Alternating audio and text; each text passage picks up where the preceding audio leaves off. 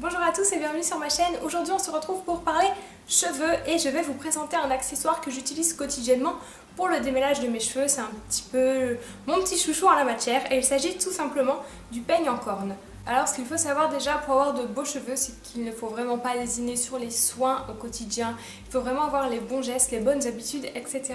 Et ça passe également par le démêlage parce que certaines brosses ou peignes de mauvaise qualité en plastique ou en métal par exemple feront plus de ravages qu'autre chose. Par exemple tout ce qui est brosse en plastique ou en métal, bon bah là j'en ai pas sous les mains pour vous montrer, mais en général vous savez elles sont faites de petits picots donc en métal ou en plastique et au bout vous avez un petit embout, une petite boule quoi. Et c'est à cet endroit en général que ça amasse beaucoup la poussière, la pollution, les saletés, etc. Et vous avez beau laver, ça s'en va pas quoi. Et en gros ça se redépose sur vos cheveux à chaque brossage. Les brosses et les peignes de mauvaise qualité, ça vous arrache les cheveux, ça ne glisse pas dans les cheveux. Il suffit que votre peigne par exemple ne soit pas bien lisse au niveau des dents, qu'il y ait des petites écorchures et bing, ça va vous arracher l'écaille des cheveux quoi. Donc ça va vous l'abîmer et vous créer des fourches. D'où l'intérêt d'avoir des bons accessoires de coiffure. Ce que je privilégie beaucoup c'est les brosses en poil de sanglier, les brosses en bois. Peigne en bois j'ai pas encore testé mais s'ils sont de bonne qualité ils sont très bien aussi. Mais surtout le peigne en corne que j'aime vraiment beaucoup, il associe de nombreux bienfaits. Alors, comme vous pouvez le voir déjà c'est un super bel objet. En tout cas moi je trouve qu'ils sont vraiment très jolis. J'aime bien leur reflet en fait.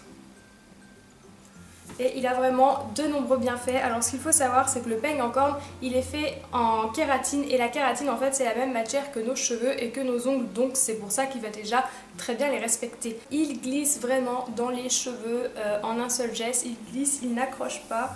Hop, vous voyez, j'avais pas forcément démêlé mes cheveux avant et il glisse vraiment tout seul. Il referme également les écailles et du coup il laisse vraiment les cheveux lisses, doux, soyeux et je trouve qu'ils renvoient plus la lumière, ils sont plus brillants en fait, c'est vraiment un soin à part entière. J'adore ce peigne. Le petit plus c'est que les peignes en corne sont également antistatiques, donc fini les cheveux électriques et ça franchement on est d'accord que c'est vachement cool parce que bon les cheveux électriques c'est un petit peu chiant à dompter. Alors c'est un bel objet qui demande quand même un certain entretien. Par exemple il faut éviter de vous peigner les cheveux mouillés, c'est pas tip top pour le peigne.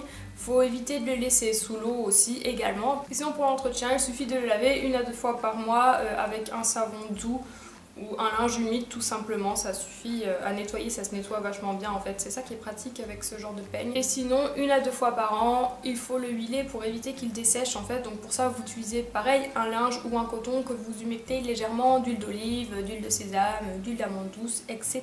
Et voilà, ça va apporter un soin à votre joli peigne qui durera beaucoup plus longtemps. Moi personnellement j'en ai un que mon chéri m'a offert il y a 2 ou 3 ans, il n'a pas bougé. Par contre si vous désirez vous procurer un peigne en corne, faites vraiment attention à la qualité parce qu'il y en a vraiment qui sont d'une piètre qualité et qui ne tiendront pas dans le temps. Il faut vraiment faire attention que vos dents soient bien solides, vous voyez là elles ne bougent pas.